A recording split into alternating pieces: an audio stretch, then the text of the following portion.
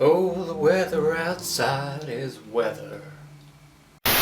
Welcome, ladies and gentlemen, my name is Story Two Face, and because of the shitty weather that we have outside today, it gives me motive and opportunity to talk to you about Preacher episode 3, titled Possibilities. This episode opens with Tulip having a negotiation on a park bench with a lady, and ends up handing the map over that she's been trying to get hold of and keeping hold of for the last couple of episodes.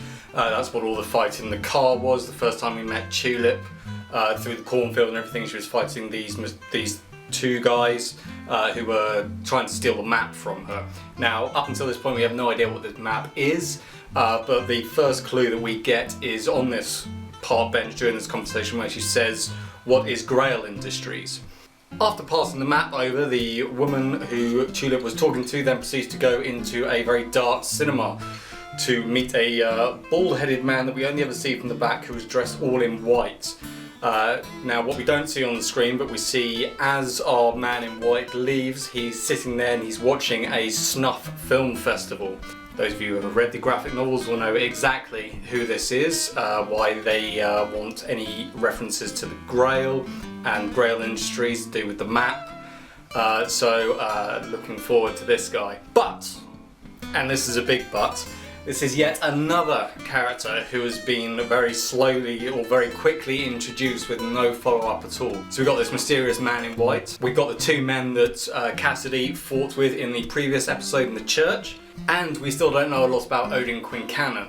Now, although we do have another scene, or a couple of scenes with Odin Quincannon in this episode, it really doesn't enlighten us to what he is doing in the universe. All that we're getting is snippets of the fact that he's a bit of a hard ass, don't give a shit about anything sort of guy, that Donnie, the wife beater, but only during sex, works for. And then there's of course the brilliant line where Odin says, "Donnie, take the tray away." Donnie attempts to take the tray away, but of course he's got the broken arm still from episode 1. And then Odin Quincannon, as Donnie is walking away, says, "What is the point of a right-hand man with no right hand?" As well as introducing other characters, we have also got a lot of flashbacks, which again all serve to move the plot along in the distant future, but doesn't do anything for us right now. So far we've got three different flashbacks which have gone on. Number one, which we saw in the first episode, was Jesse's dad, who seems to have been shot by someone, and it seems that Jesse's dad wants Jesse to promise to always be one of the good guys. Number two, in episode 2, we of course had the flashback for the mysterious cowboy in 1881. This has not been followed up in any way in episode 3, so again the audience has to remember all of this and be patient until the opportune moment arrives for the story to continue on. And number 3, in this episode we have a flashback of Tulip shouting as a guy drives away in a car, which later on in the episode we get a little bit more of that, where we see what looks like a cop but maybe a security guard, I can't quite tell, with a bullet in their head, and Jesse standing over them with a gun. And also Jesse at this point has longer hair, which Tulip has referred to in the past, and that he's had his hair cut.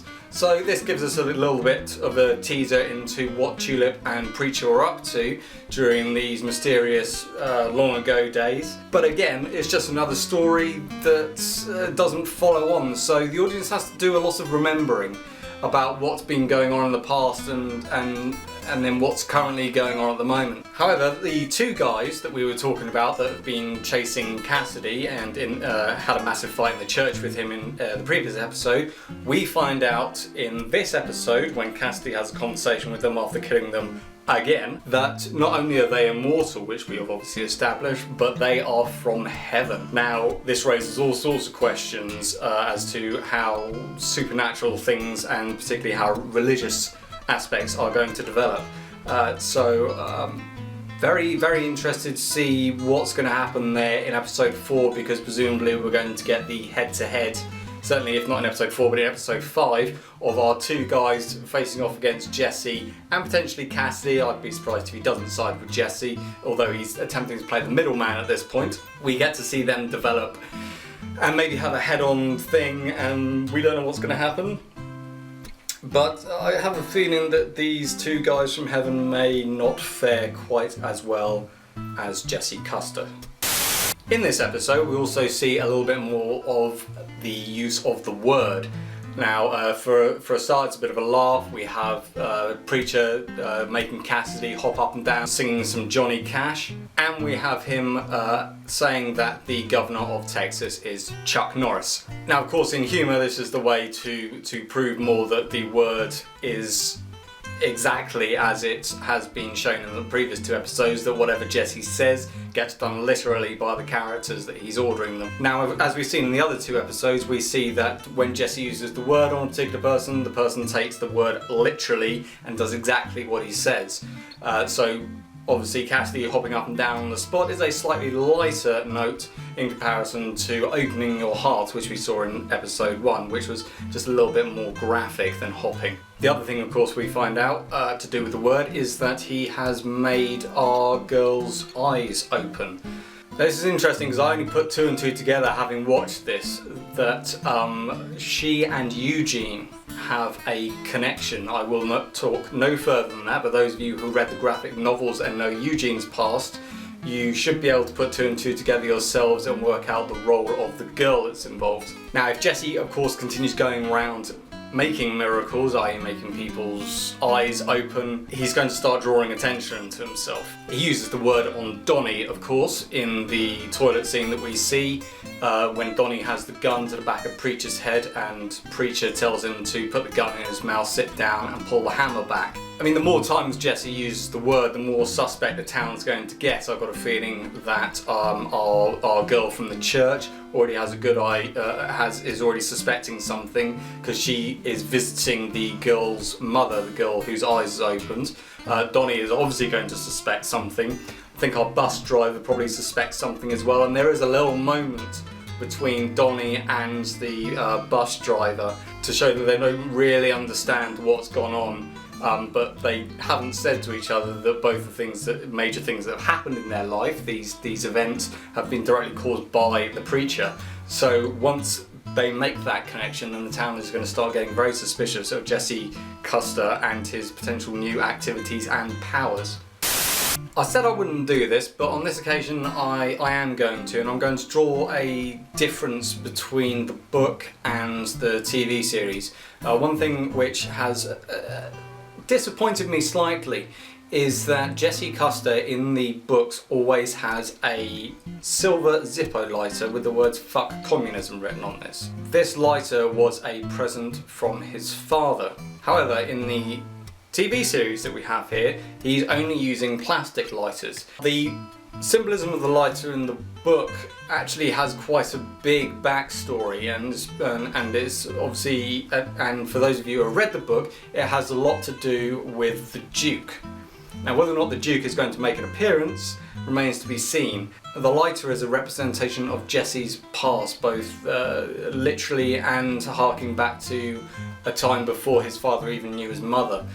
This lighter, as well as carrying the sentiment for Jesse Custer, also plays a part in representing a big backstory from when he was in the house that he was growing up in, as well as what his father did and who his father met at various points during his lifetime. I'm worried we're going to lose that, whether or not they decide that they're going to establish it in different ways, whether or not he finds it later on maybe, and has a flashback reminder so that we don't get too inundated with flashbacks. I hope they do put it in though, I really do, because it is a nice bit of symbolism. So I can't really talk much without spoiling it, but those who've read the novels will be able to relate to what I'm saying, and I hope you guys agree, those of you who have read the book, that it would be a shame to lose that line that whole thread of Jesse's past. So while this episode may have been a little bit light on the action, we didn't have any massive fight sequences or anything this time. Cassidy hasn't been decking the living shit out of anybody. So all in all, a more wordy episode, however, still a very good episode, still a very solid episode. I think it's going to be a good lead up. It's creating some tensions which are no doubt going to spill over in the next episode or two. So still very hooked on it, just very, very worried about the amount that Seth Rogen and Evan Goldberg are trying to squeeze into this. They've got a big universe to create, whether or not they're now creating it too quickly and overloading the audience, particularly any new audience, people who have not read the books may just be thinking a little bit like you did when you first saw Series 1 of Lost. Lots of unanswered questions that even after 10 series never get answered, but that's besides the point. You've still got that feeling of wanting to be satisfied by knowing a piece of information that was established a couple of episodes ago, but you don't get the answer until way down the line. You go, oh yeah, I remember that vaguely, completely forgot it was even there, which would be a shame to do that. But again, what I was saying in the last video is that it may work very well when you go back and watch the series again. Maybe a lot of it will make sense and it'll become a lot more interesting seeing how all these characters get involved in Jesse's universe. So, you know, it has the potential to be good, but it has the potential to be very confusing for those of you who have not read the novels and aren't paying particular close attention to all these new characters, because they will pop up again and they will have major impacts on what goes on during Jesse's timeline. So thank you very much for tuning in. Please feel free to leave any comments, particularly anyone that has been watching Preacher. I'd love to hear other people's opinions about maybe what differs in the book, but without spoiling too much. Whether or not you think it's also being overloaded a bit in the establishment of all these, the establishing of all these characters. Do you think it's confusing, or are you still on track with everything that's been going on? So please let me know. But anyway, thank you very much for tuning in. As always, my name is Story2Face. I've just spoiled you rotten. I hope you have a wonderful day, and I'll catch you guys in the next video. Take care.